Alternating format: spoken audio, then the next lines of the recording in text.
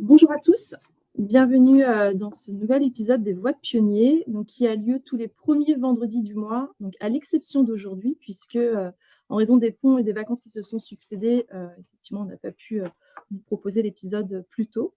Mais en tout cas, on vous propose ce rendez-vous de partage et d'inspiration en découvrant la voix d'un dirigeant qui a réinterrogé son modèle économique.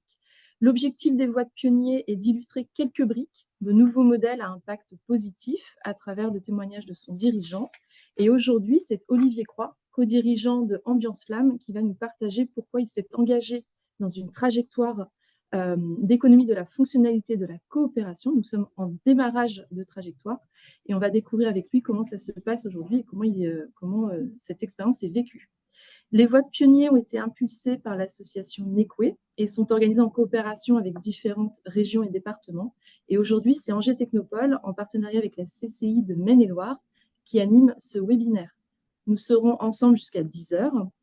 L'interview sera animée par Evelyne Maillet, qui est responsable du programme EFC chez Angers Technopole. Et pour ma part, je suis Élodie Douaglin, accompagnatrice en EFC et l'une des animatrices du programme EFC piloté par Angers Technopole.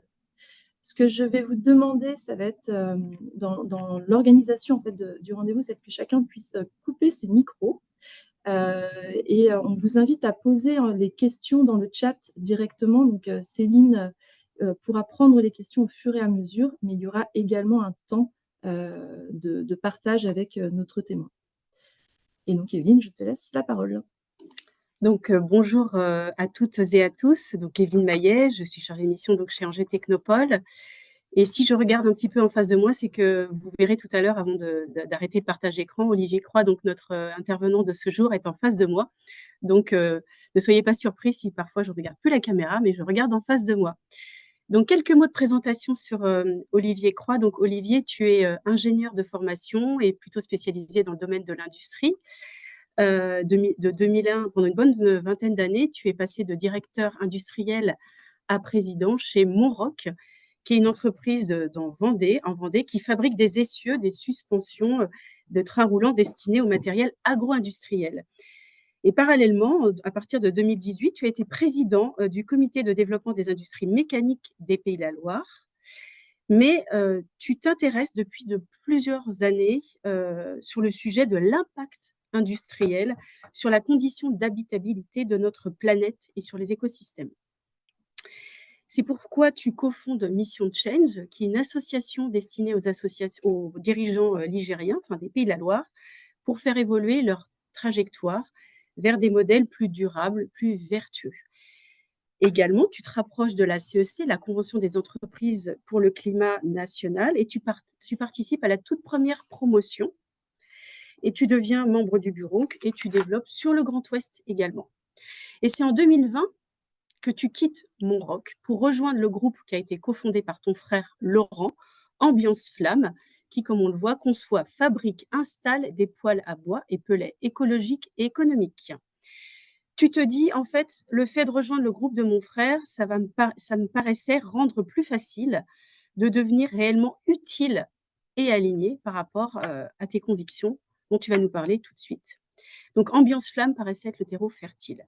Ensemble, vous commencez à œuvrer pour rapatrier la fabrication des poêles à pellets qui étaient fabriqués en Italie, en France, et vous déployez un programme de recherche et de développement pour minimiser les émissions de gaz à effet de serre. Aujourd'hui, c'est 70 collaborateurs répartis à Angers, Nantes, Guérande, Cholet et 2 franchises. Et vous êtes le plus important des effectifs et regroupé avec Flamme Service. Donc, j'arrête le partage. Hop. Donc, Olivier, une toute première question. Tu as engagé depuis... donc, merci déjà d'avoir accepté de venir témoigner de ton expérience et de ta trajectoire. Tu as engagé depuis un peu plus d'1 an dans une trajectoire de l'EFC. Est-ce que tu peux nous parler de tes motivations et surtout du déclic qui t'a engagé vers cette voie? Alors, déjà, je corrige légèrement la présentation. On importe encore malheureusement beaucoup d'appareils de chauffage. On a en effet développé une marque qui s'appelle Cocon, qui est un poêle à granulés fabriqué en France, mais dans notre activité quotidienne, on est encore dépendant énormément des produits d'importation. Qu'est-ce qui m'a engagé? C'est ce que tu décrivais rapidement autour de la conviction. C'est-à-dire qu'en effet, c'est vraiment quelque chose qui s'est forgé. J'ai pas de moment de déclic où je me suis dit, tiens, du jour au lendemain, il y a vraiment une grosse prise de conscience, un élément majeur. C'est des choses qui se sont succédées les unes après les autres, qui m'ont fait prendre conscience. Peut-être que mon passage en Chine, j'ai vécu 3 ans en Chine où j'ai vu l'industrie, j'ai vu le développement de ces grandes villes qui m'a un peu questionné. Et puis, donc, ce questionnement environnemental est venu petit à petit, mais le fait qu'il se soit installé chez moi petit à petit, je pense, participe aussi à cette conviction profonde que j'ai. Ensuite, ce que j'ai fait avec Mission Change, ce que j'ai fait avec la CEC n'a fait qu'endurcir tout ça. Mais c'est vraiment autour de ce besoin. Quand je dis conviction, hein, je dis, j'ai pas le choix, quoi. Je suis arrivé à un stade où je me dis que sur ces sujets-là, j'ai pas le choix. Il faut que je réfléchisse à ce que mes activités professionnelles soient le plus neutres possible, voire positives pour la planète. Donc tu parles plus de conviction, que de limites, ce qui veut dire que dans tes expériences, précédentes, tu n'avais pas encore, perçu, d'endroit où tu étais pas aligné forcément avec les gouvernances, précédentes dans tes différents Ouais, alors c'est juste qu'il y avait des. Pourquoi je parle de conditions plutôt que de limites, en effet, c'est que, à mon sens, les plus grandes des limites qu'on rencontre dans tous ces changements qu'on souhaite, je ne sais pas qui est présent autour de l'écran, quels sont mais quand on a envie de faire changer les choses, en effet, je trouve que les limites, on les rencontre dans les convictions des autres, de nos collaborateurs, de nos partenaires, de nos associés. Et si eux ne partagent pas le même niveau de conviction que vous pouvez éprouver une certaine limite à faire bouger les choses. Mmh. Donc, oui, en partie, en effet, il y avait plusieurs choses quand même qui devenaient difficiles pour moi dans mon activité présente. C'est que je trouvais que dans l'activité qu'on avait, c'était plus difficile d'embarquer et de faire changer le modèle que dans une activité telle que celle dans laquelle je passe du temps aujourd'hui, qui est effectivement du chauffage bois granulé. Alors, il y a plein de choses à dire sur le bois granulé et le bois énergie, hein, et on y travaille. C'est des sujets très sensibles. C'est-à-dire que c'est pas neutre du tout, mais on est malgré tout sur un secteur avec lequel je me sens plus aligné, plus en phase. Alors qu'est-ce qui se passe? Tu rejoins le groupe, de ton frère, à partir de 2020. Pardon. Qu'est-ce que tu commences à faire et à initier? Puisque, c'est pas un mystère, mais, tu rentres dans un groupe qui n'a pas encore tout à fait les convictions aussi importantes que les tiennes. Qu'est-ce que tu commences à faire et à bouger? Et est-ce que tu as été aidé? Comment tu as procédé? Comment tu as fait? Alors, c'est vrai que quand je suis arrivé, je me suis fait la réflexion. Je pensais, j'avais peut-être une vue un peu idéaliste. Je pensais que l'essentiel des clients qui rentraient dans les magasins Ambiance Flamme rentraient pour des raisons écologiques. Quelle n'a pas été ma surprise quand je me suis rendu compte qu'en fait, non, non, les clients rentraient pour des questions, alors soit économiques, soit un peu de bien-être, de la flamme au milieu de la maison. C'est sympa, c'est chouette. Donc en effet, j'avais besoin, en arrivant dans cette activité, de mettre en place des choses pour que justement on commence à mettre ce sujet au centre des débats, au centre des décisions.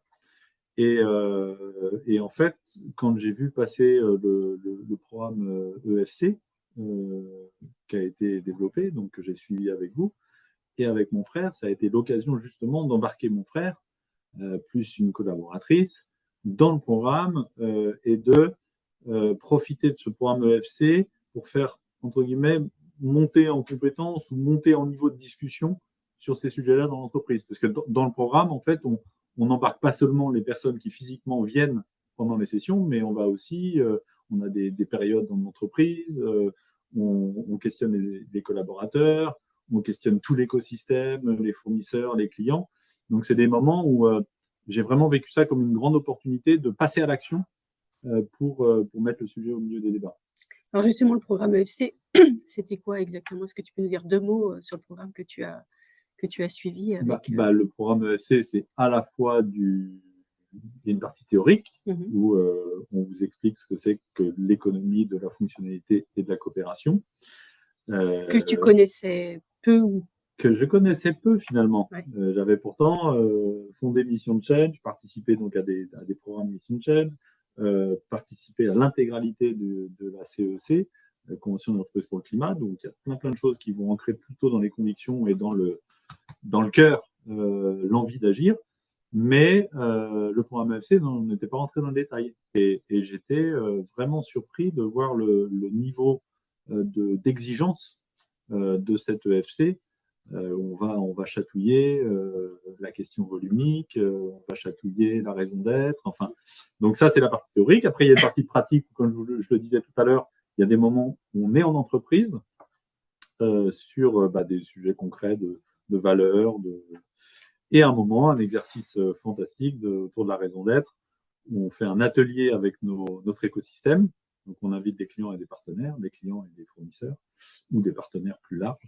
Et on réfléchit à qui est pour vous Ambiance Flamme, qu'est-ce que Ambiance Flamme apporte au monde finalement. Et on travaille notre raison d'être. Et là, c'est une journée fantastique où on casse le plafond, où on a peur de poser ce genre de questions parfois à notre écosystème, à tort, parce qu'il en sort des vraies pépites. Très bien. Donc, on y reviendra peut-être au fil de l'eau sur ce que cette formation a pu aider, nourrir et t'aider à embarquer finalement la gouvernance et les équipes internes. Est-ce que tu peux nous décrire l'offre donc avant et comment elle a évolué et pourquoi elle a évolué? Parce que vous l'avez fait évoluer finalement depuis ton arrivée. Donc, il y a la raison d'être effectivement avec une ambition que vous donnez à un guide, une boussole pour Ambiance Flamme. Et donc, est-ce que tu peux nous expliquer comment elle a évolué cette offre avant et après? Avant, on a beau être sur un métier très orienté sur l'écologie, a priori, on avait, et on a toujours aujourd'hui, un modèle d'affaires majoritairement vendre des produits. Si je caricature, vendre le produit le plus gros possible, et puis pourquoi pas ne pas s'embêter si un client vient pour remplacer son appareil, même si son appareil est encore valable, aller gaiement dans le remplacement d'un appareil qui pourrait pourtant durer. Ne pas passer trop de temps, je caricature un peu, mais ne pas passer trop de temps à expliquer au client les questions des consignes de température, comment il peut baisser sa consommation d'énergie, parce qu'il faut passer du temps avec le client pour lui expliquer son… Voilà. Donc là, c'était le avant. Après, donc, il y a eu tout ce programme de l'EFC où on a creusé nos forces et nos faiblesses, notre rôle, la raison d'être qui a vraiment été centrale parce qu'elle articule une orientation vers quelque chose de complètement différent, où plutôt que de vendre des appareils, si je le fais très grossièrement, on souhaite se rémunérer sur des économies d'énergie qu'on fera faire à nos clients. Donc, trois petits points, ça veut dire qu'il y a beaucoup de choses à mettre en place avant d'en arriver là. Et puis, on a aussi mis le doigt sur quelque chose dont on avait déjà le sentiment, mais la pépite qu'on tenait entre les mains. Tu as parlé tout à l'heure de Flamme Service. Alors, Flamme Service, c'est la société au sein du groupe Ambiance Flamme qui est dédiée au service après-vente et au service client. Et là, on a quelque chose de fantastique, parce que si on arrive à bien travailler et faire fructifier la relation avec le client sur son utilisation, sur son usage, on peut faire des grandes choses. Donc, aujourd'hui, notre offre a commencé à bouger, et on n'hésite pas à dire, par exemple, à nos techniciens SAV, écoute, il faut que pendant tes entretiens, parce qu'on voit nos appareils tous les ans grâce à l'entretien, pendant tes entretiens d'appareils, tu passes du temps avec le client à lui poser des questions, comment ça se passe, comment il l'utilise, quel est son mode de fonctionnement, est-ce qu'il en est content, est-ce qu'on ne peut pas encore faire des économies ensemble. Enfin voilà, tu passes du temps avec le client, ça fait partie du moment de l'entretien de nos appareils. Et tu parlais aussi de changements. On reviendra après sur les changements en interne, hein, sur ce qui a évolué, sur les postures notamment. Mais tu parlais aussi de peur rencontrée également par les équipes, en se disant on va casser l'approche volumique qui a été le leitmotiv en fait d'Ambiance Lab. Il fallait faire du chiffre et vendre beaucoup de poils d'installation pour gagner, pour être rentable. Et là, du coup, il y a eu cette peur auquel tu as été confronté, des équipes, de se dire mais on est en train de scier la branche de l'arbre sur lequel on est assis. Donc c'était une peur qui était liée à quoi? C'est une peur qui est liée à ce que tu viens de dire, c'est-à-dire que globalement, nos techniciens conseils, enfin nos commerciaux, il faut qu'on arrive à leur faire comprendre que de temps en temps, il ne faut pas faire de vente. La vente, elle n'est pas opportune. Parce que peut-être c'est trop tôt, parce que dans la discussion avec le client, il se rend compte qu'il y a une rénovation qui est prévue dans 1 ou 2 ans. Donc c'est dommage de changer l'appareil de chauffage tout de suite, autant attendre l'étape suivante. Dur pour un commercial à entendre ça. Quand vous commencez à dire aux commerciaux, on va travailler sur la longévité des produits, se débrouiller pour faire prolonger la durée de vie chez le client en lui donnant des conseils pour utiliser son appareil différemment, ça peut un peu chatouiller quand on va dire au commercial non, tu vas vendre un appareil plus petit en puissance, donc avec une valeur plus faible, parce que c'est cet appareil-là dont le client a besoin. Tout ça, c'est des sujets qui peuvent heurter. Déjà, l'être humain a déjà du mal à changer. Quand en plus, vous changez pour quelque chose qui, a priori, sur une première approche, peut sembler être dans le sens négatif de la réduction, c'est compliqué. Ouais. Et je reviens là, je reboucle avec la conviction. Si vous n'avez pas de conviction suffisamment ancrée dans votre volonté d'agir, vous pouvez rapidement être pris en « Ah ouais, t'as raison. Ouais. » Et puis en plus, les temps sont durs en ce moment. Donc je reboucle tout ça. C'est pas un long chemin, c'est pas un long fleuve tranquille. Et donc, le moment de départ où on a parlé de la conviction est essentiel. Il faut dans vos équipes des gens convaincus pour donner de l'énergie à la machine pour avancer, pour ne pas s'arrêter au premier obstacle. Et aujourd'hui, ce que tu veux dire aussi, c'est que tes convictions, elles sont fortes et ancrées, et elles t'aident aussi à ne pas flancher quand il y a plus de... Puisque, on va dire, tu as été le premier engagé. Alors, aujourd'hui, ton frère et la gouvernance, on y reviendra tout à l'heure, mais partagent également ses convictions de changer de modèle, de faire évoluer le modèle économique, mais en période où c'est plus tendu, de tension, énergie, etc., c'est ces convictions qui permettent finalement de continuer, de pouvoir continuer pour ne pas revenir, comme je disais tout à l'heure, dans les tendances de promotion, de rabais, de logique de volume dont tu as. Je vais donner un exemple très clair. Donc, mon frère est dans des pôles à granulés depuis 14 ans. Il a connu que des croissances à 2 chiffres. Et l'année dernière, il s'est vendu moins 64% de poêles à granulés en France. C'est la première fois que ça arrivait.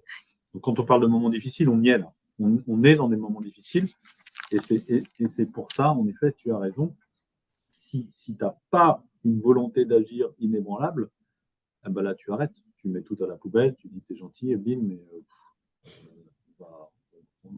tu viens me revoir dans 3 ans et puis on verra. J'ai des salaires à... Voilà.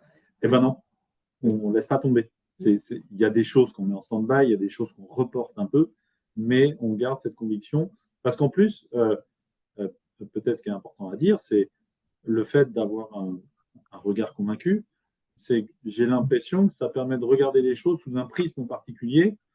Et là où certaines personnes voient un obstacle, une difficulté, on peut y voir, dit assez banalement, on peut y voir une opportunité. Oui, mais si tu regardes différemment, peut-être que tu peux aborder le client sous un autre angle et finalement, on va se différencier, on ne va pas répondre de la même façon que notre concurrent. Et comme aujourd'hui, il y a plutôt trop de concurrents par rapport aux demandes, c'est bien d'être identifié comme quelqu'un de différent.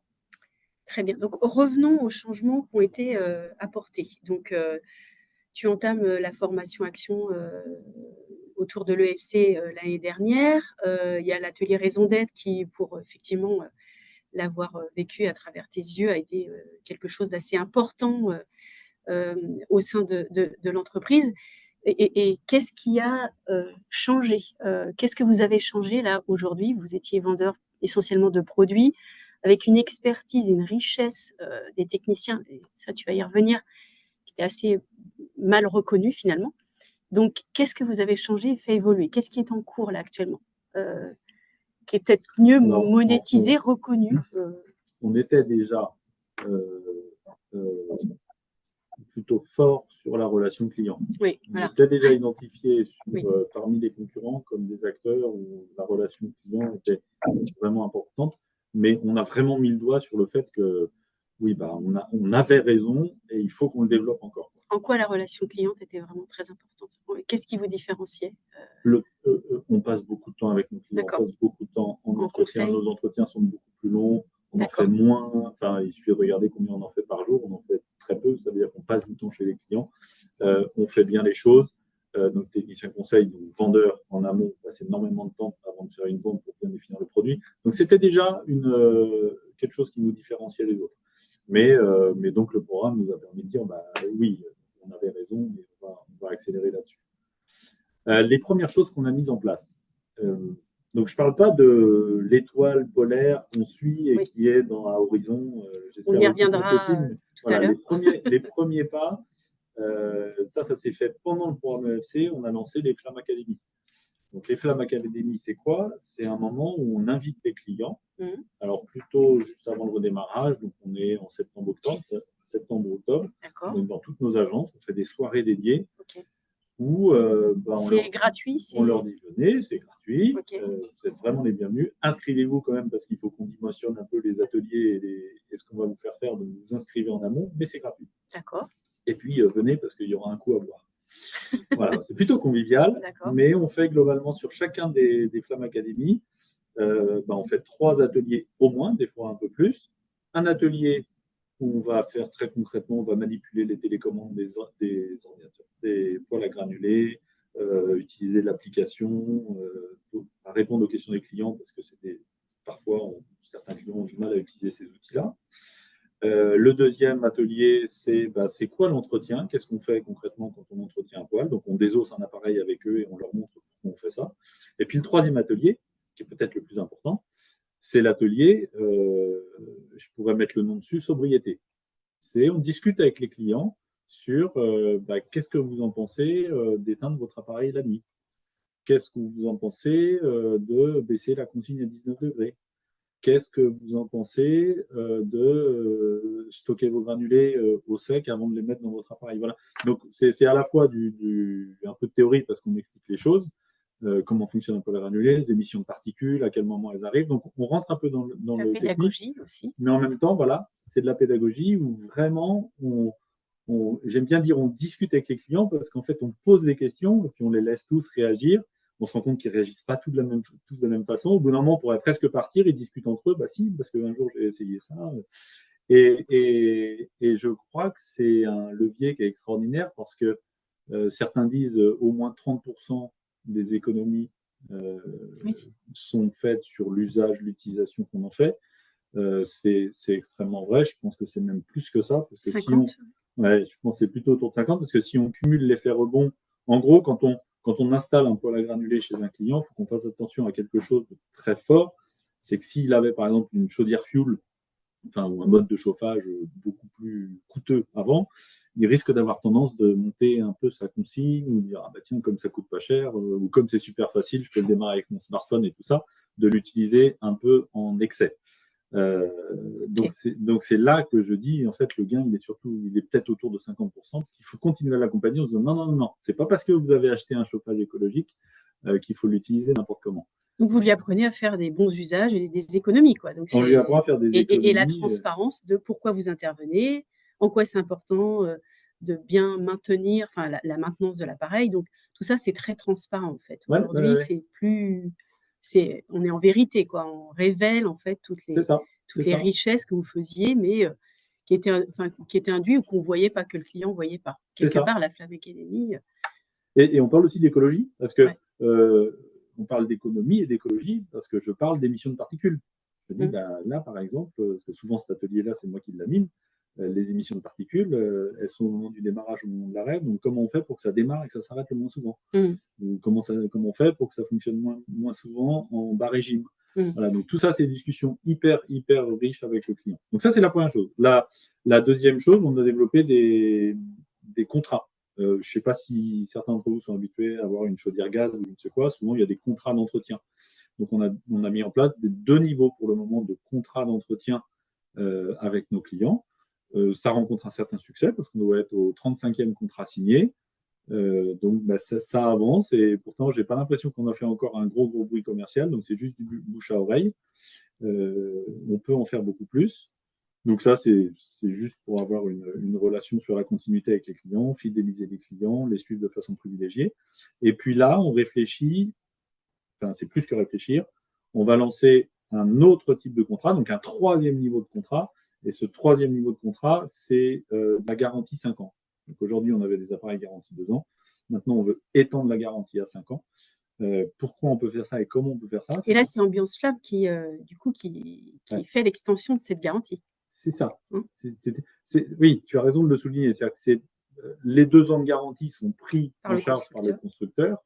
Et nous, on offre les 3 ans de garantie en plus sous le compte d'Ambiance Flamme sur un contrat, donc 5 ans qu'on signe avec nos clients. Donc à l'intérieur, il y a de l'entretien, à l'intérieur, il y a du dépannage et du SAV, et il y a l'extension de la garantie. Pourquoi on peut le faire? Parce qu'on a suffisamment d'appareils sur le marché. Donc depuis 14 ans, il y a à peu près 14 000 appareils qui sont installés dans la région. Oui. Ce qui nous permet de faire une évaluation statistique des risques qu'on prend à faire ça. Combien ça nous coûte, à quel endroit on peut poser le curseur de la garantie pour que globalement, il y ait une espèce de mutualisation du risque sur tous nos clients et aller jusque-là. Et nous, bien sûr, l'effet qui se coule derrière ça, c'est que le double effet, c'est que on va être intéressé à ce que ça nous coûte le moins cher possible, donc à ce qu'on entretienne, on fasse de l'anticipation sur les remplacements des pièces, on sache accompagner nos clients pour bien utiliser l'appareil pour qu'il dure le plus longtemps possible. Enfin voilà, c'est vertueux tout ça. On arrive très rapidement. Et quels effets ça génère déjà là, chez les clients, cette proposition d'extension? Qu'est-ce que ça génère aujourd'hui, j'en ai parlé à des clients professionnels, parce que c'est le point suivant. L'extension. J'en ai pas encore parlé de façon importante à des particuliers. Donc, je sais pas. Je sais pas quel accueil va avoir cette offre. Je pense que du garantie, moi personnellement, quand j'achète un appareil électroménager ménager, je prends la garantie 5 ans. Je ne sais pas vous, mais moi, c'est quelque chose auquel je suis sensible, parce que je me dis, je suis tranquille, et en plus, ça va faire durer la machine, ça me va bien. Donc, je pense qu'on va avoir des clients favorables à ça. Mais je ne sais pas te répondre là tout de suite concrètement. Par contre, auprès des professionnels, puisque c'est une autre action qu'on met en œuvre, on pense qu'on a aussi une place à prendre et un rôle à jouer dans tout ce qui est bureau, les open space, les restaurants, les bars, et on n'est pas très présent. Notre profession n'est pas très présente dans ces espaces-là, même les espaces de vente. Et là, c'est tous ces discours de garantie, d'extension de garantie, et également une innovation qu'on a sur le monitoring, le suivi de nos machines à distance. C'est quelque chose qu'on va pouvoir pousser un peu plus fort. Et ce que j'aime bien dans cette relation avec les professionnels, au-delà du fait que ça va être vraiment un endroit où on va pouvoir développer des nouvelles activités, des nouvelles ventes chez nous, mais ça va être aussi un terrain d'essai très favorable, parce que je pense que les pros sont beaucoup plus à l'écoute de l'optimisation, de faire des retours avec eux en disant tiens, c'est marrant, votre appareil il a démarré à 6h25 tel jour, on ne sait pas pourquoi, est-ce que vous pouvez nous aider à comprendre? Donc on sait qu'avec eux, on va pouvoir avoir un discours de vérité et d'optimisation beaucoup plus intéressant. Et cette expérience acquise chez les professionnels, je pense qu'elle nous servira aussi chez les particuliers. Je crois qu'on a une... Merci Olivier pour cette explication. Ça fait le rebond parfaitement avec la question de Thierry. Est-ce que Thierry voulait prendre la parole? Elle est plus souhaitée, je ne sais pas si ça se dit, par Estelle, sur la question du commercial. On voit bien que l'enjeu, là, c'est de se dire comment, et vous l'avez évoqué tout à l'heure, sur la manière dont on vendait chez vous. Du coup, je laisse la parole à Thierry pour qu'il pose sa question. Oui, ma question, merci Olivier pour la présentation très claire. Oui, ma question, c'était effectivement, vous avez pointé du doigt le fait que la force de vente, c'est forcément, il y a un accompagnement changement à mener. La question que je me posais, c'est, j'imagine qu'ils sont incentivés, comme c'est souvent le cas sur la vente. Du coup, leur dire tu vends moins ou d'autres produits, potentiellement, ça a un impact direct sur leur rémunération. Donc, comment vous avez traité ça? Ben, c'est en fait quelque chose qui vient dans le, dans le moyen terme, c'est de leur faire mettre le doigt sur le fait que en répondant différemment à la demande du client, différemment des concurrents, bah, ils sont identifiés et ils sortent du lot. Je ne dis pas qu'on y arrive à chaque fois. Je ne dis pas que tous les commerciaux ont le même niveau de conviction et d'adhésion à cette chose-là. Mais j'ai la sensation que, au moins pour pas mal d'entre eux, c'est un discours qui porte. C'est oui, en effet, je réponds pas de la même façon. J'ose dire à mon client, non, non, mais monsieur, c'est pas un 9 kW qu'il vous faut, c'est un 7 kW. Et je vous vendrai pas un 9 kW parce que c'est pas responsable de ma part de vous vendre un appareil 9 kW vu votre maison. Alors attention, cher client, j'ai un message compliqué à vous faire passer parce que il va falloir que vous acceptiez peut-être pendant les 15 jours ou la semaine la plus froide de l'année de porter un pull parce que votre appareil sera peut-être un tout petit peu limite, mais je vous conseille vivement de faire ce choix-là parce que le reste du temps, votre appareil sera tout à fait optimisé à votre habitat. Donc, c'est peut-être comme ça que je répondrai à votre question, Thierry, c'est vraiment de dire, bah, euh, tu décales ta réponse par rapport à tes concurrents et donc fais-moi confiance, ça va marcher. C'est clair, ça répond. Partiellement, je le mettais aussi sur l'accent de la rémunération potentielle qui avait. Un commercial, Ouais, pour avoir vécu ça, un commercial, souvent, il se dit, bah, si je vends moins, y compris alors en volume ou en gamme d'appareils, je vais moins toucher à la fin du mois. C'est un truc très, très, très basico-basique, mais ouais, mais alors, donc, je vais finir de répondre. Le but du jeu, c'est de remporter la vente. Et aujourd'hui, dans un contexte de concurrence vive, le pari, je dis, fais le pari de répondre différemment, d'être vraiment différencié vis-à-vis de tes clients, et donc tu auras la vente. Et donc tu auras ta prime. Certes, tu auras ta prime sur une valeur peut-être un peu plus faible, mais au moins tu vas remporter l'affaire. Donc c'est ça l'idée. Et ouais, force est de constater que j'ai l'impression que ça marche pas mal. Alors dans un contexte compliqué, donc mais c'est une question juste. C'est pas facile d'emporter tout le monde. Je continue. On continue ou on prend une autre question, j'ai vu, Céline? Il y avait la question d'Estelle, mais je pense qu'il y a une partie de réponse, mais on va la reprendre. Est-ce que du coup, ça veut dire aussi accompagnement, formation des équipes en amont, cette Flamme Academy, est-ce qu'elle concerne peut-être aussi, non pas que les clients, mais aussi les équipes commerciales sur, bah, j'ai peut-être besoin d'être formée sur la sobriété, ce genre de choses. C'était peut-être ça derrière la question d'Estelle. Puis il y avait une question aussi autour de la concurrence. Faites-vous face avec des acteurs internationaux moins soucieux de ces enjeux ultra concurrentiels sur les prix? Un sujet sur la formation des équipes pour pouvoir porter ce message et une question autour de votre environnement concurrentiel. Ouais, au global, juste Céline, c'était aussi enfin, parce que tu as parlé de ton frère Olivier, mais et de, on va dire, l'équipe cœur, mais c'est comment t'embarques les équipes aussi là-dessus, enfin, parce que de ce discours devant les clients, tout le monde ne l'a peut-être pas, c'est peut-être pas inné. Comment t'as accompagné, comment vous avez accompagné les équipes en interne là-dessus, en amont, Mais pour ce alors, changement aussi. tout le monde ne l'a pas. Je ne veux pas idéaliser ce qu'on fait chez nous. Tout le monde ne l'a pas. Et en effet, c'est un sujet compliqué. Alors, on avait tout un plan de développement, de descente de cette raison d'être, de ces projets dans les équipes. Plan qu'on a malheureusement mis un peu en stand-by pour le moment, parce qu'on se concentre sur faire rentrer les affaires et il y a un enjeu conjoncturel là, important. Mais ce que je constate, c'est que dans la liste des étapes, des actions là, qu'on est en train de mettre sur la table, donc je vous ai parlé des contrats d'entretien, je vous ai parlé de l'extension de garantie, je vous ai passé du projet B2B, enfin vers les pros, On développe la seconde main, on développe fortement les appareils en seconde main. Et on a ajouté sur nos lignes de facturation une petite ligne qu'on offre à nos clients, qu'on offre gracieusement, qui est de la reforestation. Toutes ces petites actions qu'on met en place amènent de la discussion avec les équipes commerciales et cette discussion leur donne un regard différent. Ce n'est pas encore de la formation, on n'est pas encore assez loin sur tout ce discours de conviction que tu viens de souligner, Estelle, mais on est vraiment, je trouve que par ces actions qu'on a mis et ces offres qu'on a mis sur le marché nouvelle, on a généré dans nos équipes de la réflexion, de la discussion et déjà un petit switch, j'ai l'impression, un petit switch vers une approche différente. Et tu disais qu'il y avait aussi une évolution du discours commercial maintenant sur les trois, la juste chaleur, le bon usage et le poêle éteint.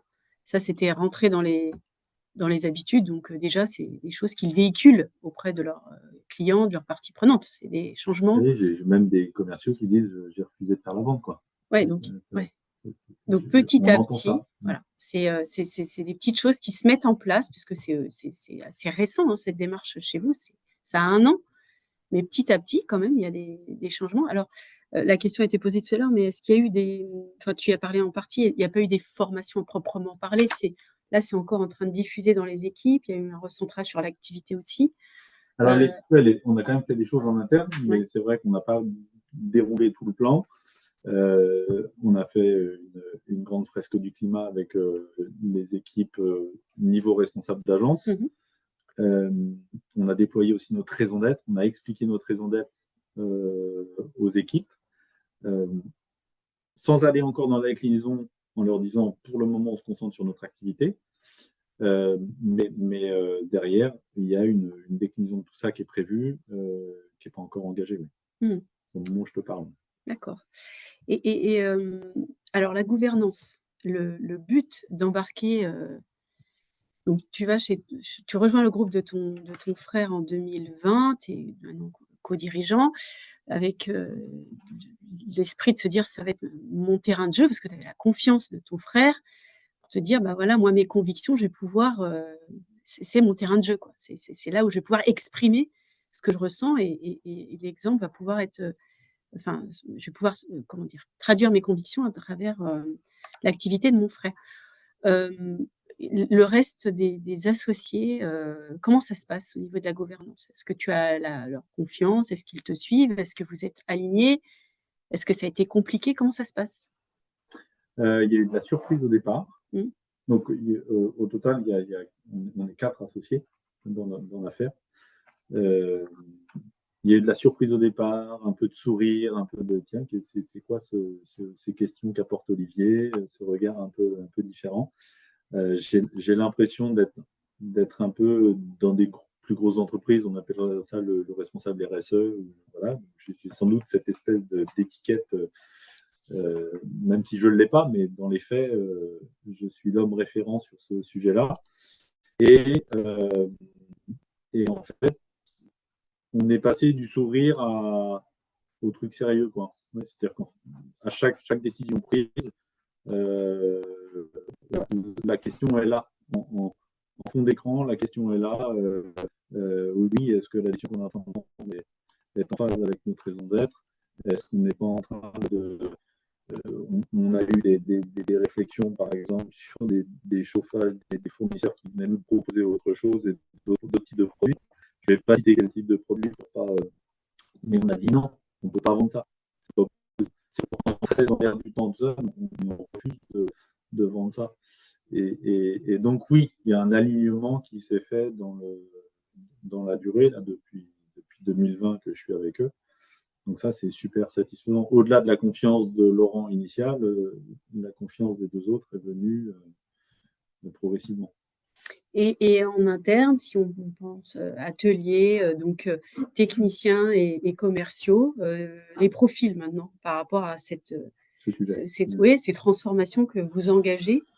Alors, j'ai pas l'impression d'apporter une réponse extrêmement différente, malheureusement, de ce qu'on peut peut-être constater dans nos quotidiens et dans toutes les organisations. Il y a les personnes convaincues et engagées, ou vraiment tout près de l'être, et ceux-là, ils sont une minorité. Il y a les récalcitrants qui sont aussi une minorité. Puis il y a tout un espèce de ventre mou au départ, au milieu de tout ça, qui sont prêts à partir, mais il faut quand même, ils attendent la preuve du fonctionnement et que ça marche. Donc, on en est quand même un peu là aujourd'hui. Il y a des convaincus, et puis il faut qu'on arrive à embarquer toute la masse. Alors, quand il y a des directives, des choses précises, des lignes qu'on ajoute aux factures, des propositions de valeurs avec des contrats, des machins, bah, ça les aide, ça aide ce ventre mou à pousser des solutions qu'ils ne pousseraient pas naturellement.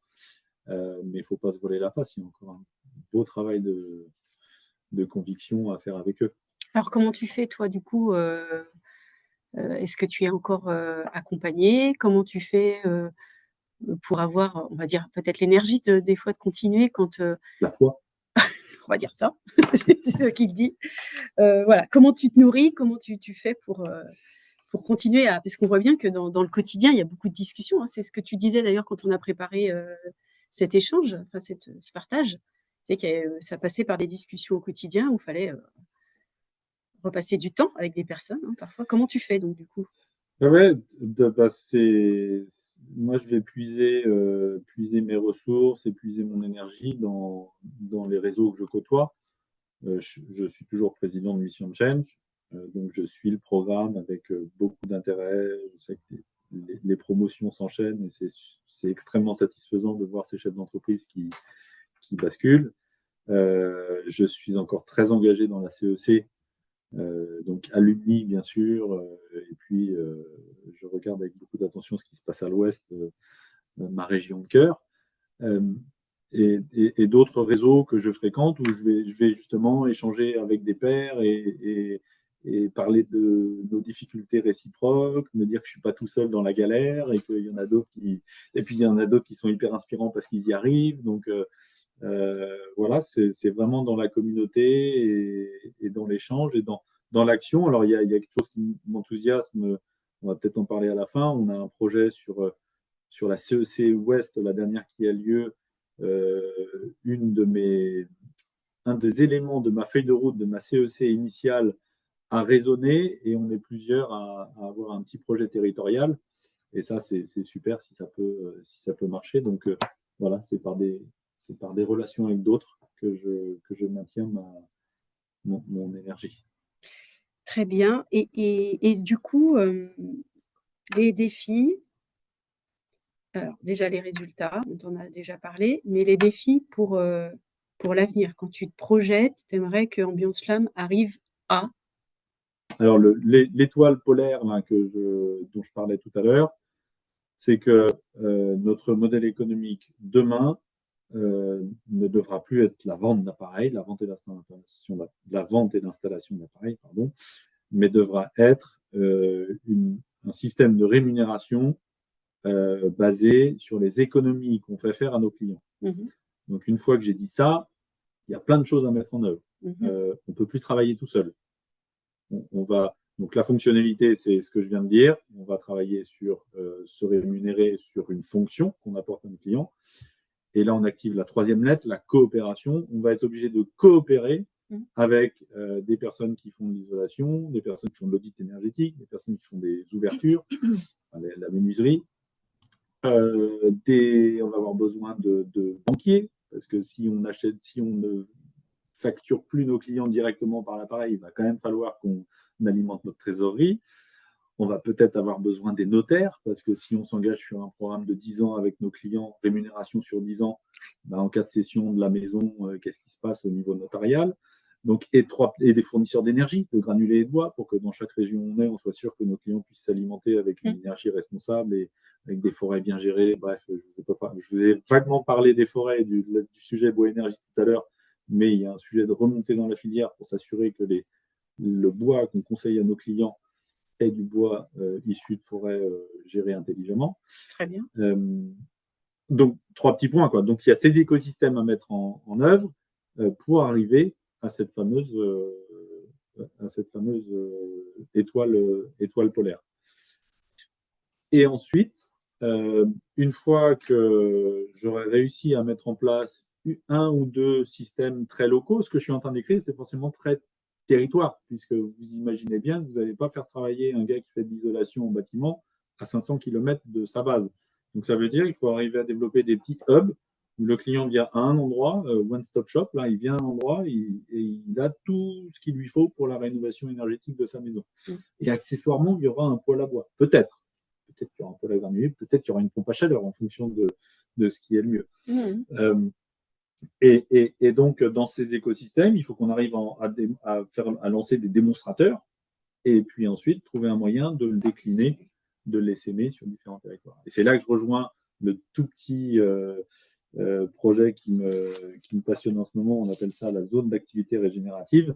Donc, on développe avec nos copains de la CEC Ouest un projet qui peut-être verra le jour, peut-être ne verra pas le jour, de zone d'activité régénérative dans le vignoble nantais, là, au sud de Nantes. On cherche une zone, appel à friche industrielle parce qu'on ne veut pas artificialiser le sol, donc il nous faut un espace déjà construit. Et on va lancer là une zone où il y aura des activités industrielles, pourquoi pas une école, pourquoi pas une ferme, pourquoi pas différentes activités connectées le plus possible aux vivants qui travaillent ensemble. Et pourquoi pas à l'intérieur de ça, une petite maison de l'habitat qui est la fameuse description que je viens de vous donner de l'endroit où on vient faire sa rénovation. Donc tout est dans la tête, mais après il y a plus qu'à mettre en œuvre. L'action, c'est super simple. L'action en fait. Pour fédérer, constituer cette. Et prouver que ça marche. Arriver à montrer que ça marche, ça peut marcher, pour ensuite essaimer. Ouais, je comprends. Peut-être est-ce le temps des questions, Céline? Alors, effectivement, nous avons plusieurs questions. Elles vont aller dans plusieurs sens. Donc, un focus sur la CEC. Thierry qui parlait de la coïncidence, l'interaction entre la feuille de route CEC et le parcours EFC, beaucoup C dans tous ces et l'intégration d'une décroissance. Alors, on en a parlé un peu, cette bascule vers la dimension servicielle de votre activité, mais une décroissance de vente du matériel pour basculer vers plus de services. Aujourd'hui, comment ça s'est articulé? Je crois que c'est aussi une question que pas mal de dirigeants se posent au vu de tous les dispositifs qui existent autour d'eux dans leur transition, de se dire est-ce que c'est des choses qui sont silotées ou est-ce que c'est des choses qui peuvent s'alimenter et comment elles s'alimentent au travers d'un parcours qu'est le vôtre? Et puis, je prendrai les autres pour qu'on puisse les traiter de manière constructive. Donc, le film que j'ai déroulé, j'ai trouvé qu'il s'était déroulé plutôt pas mal. Je suis parti d'une action très locale avec Mission Change. J'ai suivi la CEC et la CEC, j'ai découvert quelque chose auquel je ne m'attendais pas forcément, c'est que on a ancré ma conviction dans ce que la CEC appelle aussi le cœur. C'est vraiment, on a touché les tripes pour se dire, oui, il n'y a pas le choix en fait. Si on veut regarder en face nos enfants et voilà, si on veut continuer à avoir envie de venir au boulot, il faut que le boulot sur lequel on a un levier aille, on l'espère, dans le sens le plus positif possible. Donc en fait, les premières étapes, et je mets la CEC dedans, c'est on travaille l'enracinement de la volonté d'agir. Même si on en sort avec une feuille de route, je trouve que le fruit principal, c'est ça, et qui est énorme. C'est un fruit qui a beaucoup de saveur et qui est très important. Et ensuite, l'EFC, ça s'est en plus présenté chronologiquement comme ça pour moi. L'EFC est arrivé à un moment où fallait passer à l'action, quoi. Donc, l'EFC, c'est beaucoup plus dans l'action, dans le faire, Et donc, j'avais cette conviction et cette EFC m'a permis de mettre des séquences, des feuilles de route, des actions, identifier des choses très précises. C'est beaucoup plus concret. Voilà. Un programme EFC est beaucoup plus concret qu'un programme CEC, même si, honnêtement, si vous embarquez dans un programme EFC sans avoir un peu quand même conscience des enjeux et puis vous dire oui, il y a un truc à faire, vous risquez de vous confronter à une montagne que vous aurez du mal à bouger tout seul, quoi. Enfin, on a toujours du mal à bouger la montagne tout seul, mais au moins, on insiste. On insiste et on se laisse pas, on se laisse pas avoir. Donc c'est ça que je répondrais à la question articulation CEC, EFC. Et après, Céline, l'autre question, c'était quoi? Alors, la deuxième question que je n'avais pas posée, donc vous ne pouvez pas la voir. Ah, d'accord. Ok. Alors, d'abord, une remarque de Mathias qui est d'Enviromètre. Mathias, est-ce que vous voulez prendre la parole? Parce que je trouve qu'elle est aussi intéressante de l'aborder. C'est un sujet qu'on aborde beaucoup en EFC, donc je trouve ça intéressant qu'elle soit formulée par quelqu'un d'autre. Est-ce que Mathias est Euh, toujours là? oui, oui, je suis là. Oui, bonjour, merci pour cette intervention. Oui, dans cette économie de la fonctionnalité, effectivement, je posais la question si vous n'étiez pas aussi, de par vos conseils sur le dimensionnement, sur l'entretien, la maintenance de ces appareils, finalement, un fournisseur de confort thermique aujourd'hui hivernal, peut-être demain aussi estival, allez savoir. Mais voilà, c'est peut-être aussi comment dirais-je, de la valeur ajoutée qui pourrait être rémunérée. Alors, je ne sais pas comment répondre à la question, parce que oui, à ce que vous venez de dire, notre objectif, c'est de vendre du confort thermique. Vous avez bien saisi le pivot qu'on était en train de faire. Maintenant, alors peut-être que la question est plus sur comment on le valorise. Aujourd'hui, en effet, quand on fait des Flammes Academy, par exemple, qui sont des actions complètement ouvertes, gratuites, quand on dit à notre technicien, passe un petit peu plus de temps chez le client pour lui donner des conseils sur l'utilisation de son appareil, est-ce qu'aujourd'hui, on arrive totalement à rémunérer ça? Peut-être, peut-être pas. Le pari qu'on fait, c'est qu'on fidélise nos clients, on apparaît comme un acteur différent des autres et que sur le long terme, ce sera payant.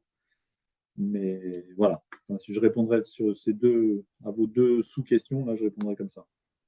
Olivier évoque un Merci. élément important dans sa réponse, la question de la valeur et ensuite sa monétisation. C'est-à-dire aujourd'hui, la question du confort thermique, c'est la valeur que vous proposez à vos utilisateurs. Ensuite, c'est trouver, et ça se passe plutôt dans le temps, un espace de monétisation de cette valeur. On voit que peut-être que la première transformation de la valeur, elle ne sera pas forcément monétaire tout de suite, ce sera peut-être du bouche à oreille, euh, d'autres choses que la monétisation. Et c'est hyper important dans une trajectoire de distinguer valorisation, enfin révéler la valeur, déjà un premier étape, et ensuite la monétiser. Ah oui, et en fait, peut-être qu'il y a un autre élément que j'ai peut-être pas vu, mais c'était peut-être ça la vraie question de Mathias. Euh, le confort thermique, pour le valoriser, en effet, on réfléchit à différents modèles économiques euh, et je pense qu'à la fin, ce sera un mix entre du fixe et du variable. Donc, il y aura une partie fixe parce que malheureusement, on n'arrive pas à tout lisser sur 5-10 ans, et une partie variable qui sera connectée à l'économie d'énergie qu'on fait faire à nos clients. Donc, on imagine un truc autour de 50-50. Hein, on partage en deux les économies, enfin les gains. Et pour faire ça, on a besoin de monitorer. Donc, c'est là où il y a un truc un peu sioux qui n'est pas encore complètement déverrouillé. Hein. C'est comment on fait pour s'assurer que le client il ne met pas sa consigne à 23 degrés alors que les bases de référence ils étaient à 19 degrés. Comment on fait pour s'assurer que toutes les fenêtres ne sont pas ouvertes. Voilà, il y a quand même quelques sujets techniques très concrets à traiter pour arriver à faire un modèle économique où on est rémunéré sur les économies d'énergie. Autre concept important que Olivier aborde, la question du partage de la valeur. C'est un très bon exemple de plein de sujets autour de l'EFC. Ce qui fait écho au propos de Bruno, je pense aussi, de se dire, du coup, les objectifs et incentives des commerciaux évolueront sûrement dans ce sens-là. Ouais, je pense qu'on n'a pas forcément Oui, bien sûr. Et de évidemment, culture évidemment que la rémunération commerciale va complètement changer, bien sûr. Déjà, tu parlais en interne que dans l'atelier Raison d'être, je crois, il y avait une révélation, enfin, les intérêts divergents des techniciens et des commerciaux sur le terrain, où en fait, Oui. ouais, Mais ça, c'est dans toutes les dans entreprises. toutes les entreprises. Dans toutes les Donc, ces entreprises. métiers-là vont certainement évoluer. Ouais, il va falloir que tout ça fonctionne bien S'aligne. ensemble. Ouais. Absolument. Est-ce qu'il Il y n'y a a pas d'autres d'autres questions? questions? Donc, s'il y a des Non. gens qui veulent prendre la parole, Paul, c'est le moment avant de il passer à nous la reste synthèse.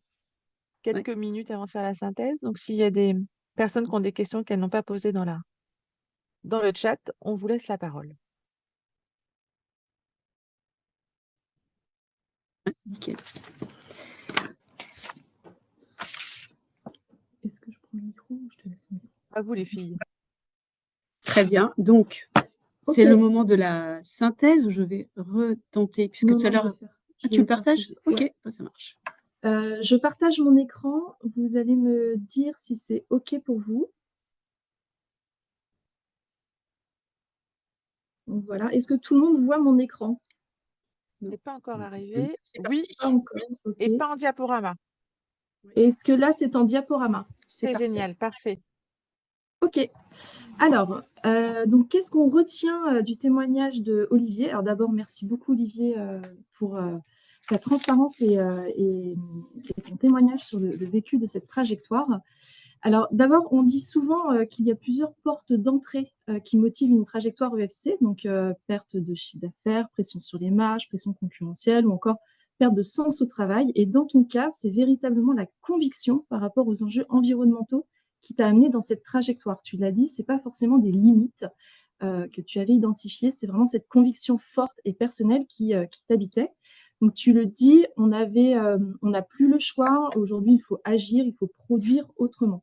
Donc tu étais déjà très impliqué et convaincu par le sujet. Donc tu as parlé notamment du lancement de l'association Mission de Change, dont tu es président aujourd'hui, et également de ton parcours au sein de la promotion CEC nationale. Et donc, suite à ces expériences, tu étais en recherche d'un terrain d'action pour transformer en fait cette façon de produire et de consommer.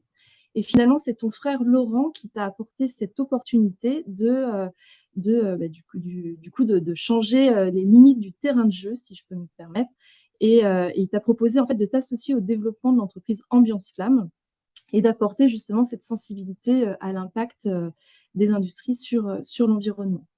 Cette conviction, elle te sert aussi de boussole aujourd'hui, donc tu l'as dit, pour ne pas retomber en fait dans ces travers. C'est important d'avoir des convictions fortes, d'avoir une vision systémique des enjeux et de ce qui est à transformer. Et également, tu insistes sur le fait qu'il est important de partager ces convictions en interne pour embarquer également les équipes.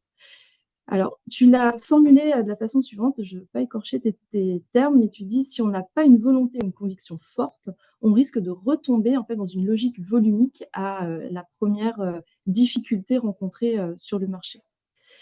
Donc, tu as participé au programme EFC, donc, qui est piloté par Angers Technopole, et ce programme t'a permis de prendre conscience de la force de votre service relation client, qui était déjà très présent, qui était, tu dis, c'est une mine d'or qui ne demandait qu'à être révélée, et justement, ce programme a permis de mettre des mots sur cette force-là et d'encourager encore plus en fait cette relation en fait que vous aviez avec les clients. Aujourd'hui, vous passez, donc en tout cas, vous passez de la prestation de service et vous visez la relation de service. Et donc, vous passez de la posture d'installateur à celle de facilitateur de transition énergétique. Et à la fin, en tout cas, c'est l'objectif. Et à la fin, c'est d'arriver à une rémunération sur les économies, pourquoi pas l'économie énergétique que chacun pourra formuler. Vous avez également initié une démarche de coopération donc avec vos clients et utilisateurs finaux. Alors, j'ai pris l'exemple des Flammes Academy, qui étaient des temps, on a compris, très forts, pour justement recueillir les attentes des utilisateurs, mais aussi les former. Donc, tu as parlé de plusieurs ateliers pour qu'ils puissent en fait comprendre et avoir une meilleure utilisation de leur appareil. Ces Flammes Academy, elles ont également permis d'engager vos équipes pour augmenter en fait leur connaissance des clients.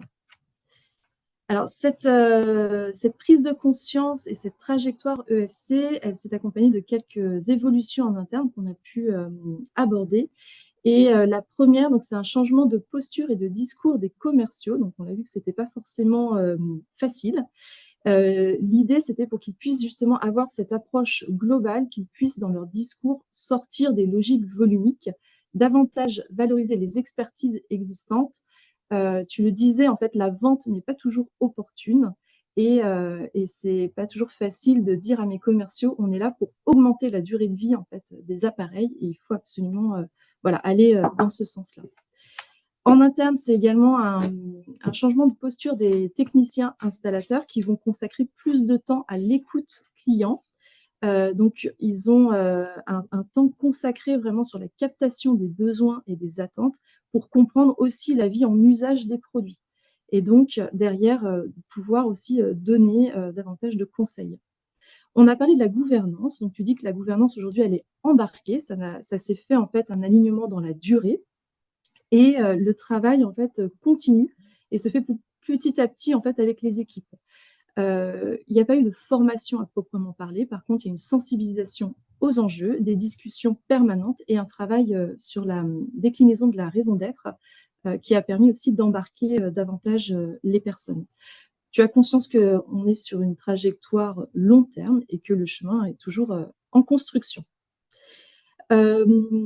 Également, on l'a abordé, alors pas forcément de façon directe, donc je me permets de prendre les devants sur les bénéfices de cette trajectoire. Donc, en interne, on a une valorisation du métier des techniciens installateurs, donc qui vont être beaucoup dans l'écoute client, avec moins d'intervention en maintenance curative. On a également, par rapport aux commerciaux, en fait, davantage de révélation, une augmentation de la connaissance client. Tu disais, ils participent tous en fait aux Flamme Academy et cette participation permet aussi, eux, de faire beaucoup de veille et d'avoir plus de connaissances du marché. On a des utilisateurs qui sont satisfaits, qui optimisent le fonctionnement de leur appareil, qui ont moins de dépendance au SAV et demain, qui feront également des économies sur, en tout cas, l'utilisation des granulés ou du bois de chauffage. Et ça, tu l'as dit, il y a également un effet utile pour l'environnement, puisqu'il y a une optimisation des combustions et également un développement en fait, de la seconde main, donc un peu plus de circularité sur certains des produits que vous vendez. Demain, il y a encore des choses à mettre en place. On sent qu'il y a encore, il y a toujours plein d'idées. Donc tu dis tout est dans la tête, mais en fait, c'est déjà bien réfléchi. Il y a un point quand même, on a souligné tout à la fin on est toujours en train de réfléchir à quel modèle économique on va mettre en place pour justement valoriser et peut-être monétiser cette performance énergétique et solutions d'économie d'énergie. Et demain, tu disais l'étoile avisée, donc c'était d'identifier et d'embarquer tout un écosystème pour justement sortir de la logique de vente d'appareils et aller proposer vraiment une solution d'économie d'énergie plus globale. Ce sera une expérimentation et tu as déjà en tête l'idée en fait d'essaimer et de proposer en fait cette expérimentation sur d'autres territoires. J'espère que j'ai fait le tour de tout et que je n'ai rien oublié. Je pense que c'était fidèle aux propos tenus par Olivier. Est-ce que tu souhaites réagir ou est-ce que… Non, tu as bien retracé le truc. Hein, c'est ça. Ok. Eh bien, merci beaucoup. Evelyne, je te passe la slide pour la suite et la conclusion. Donc, on se retrouve le 14 juin avec le témoignage de Lavomatic qui est à Rouen. Est-ce qu'il y a une personne qui souhaite en parler, qui est présente ou inscrite? Non. Bon, en tout cas, c'est le prochain témoignage du 14 juin. La suite. Ensuite, les actualités du réseau. Peut-être, Estelle, veux-tu parler de vos actualités, donc du 4, du 12, du 26 et du 18? Ouais. Merci. Je vais faire assez court. J'entends mon écho, je ne sais pas si c'est le cas pour tout le monde. Le 4 juin, on a un webinar comme on en a à peu près tous les 2-3 mois. Donc, c'est 1 heure sur la pause déjeuner pour un petit peu s'immerger. Donc, c'est vraiment une introduction à l'EFC. Donc, plutôt descendant avec quand même une partie questions-réponses à la fin. Ensuite, on a le 12 juin une fresque de la transition économique. Donc, c'est un outil qui a été développé par plusieurs clubs EFC, notamment l'Institut européen de l'économie de la fonctionnalité et de la coopération. Donc, ça aussi, c'est sur Paris. C'est un format de 3 heures pour échanger, croiser des regards, commencer aussi à se questionner, changer nos modèles de pensée.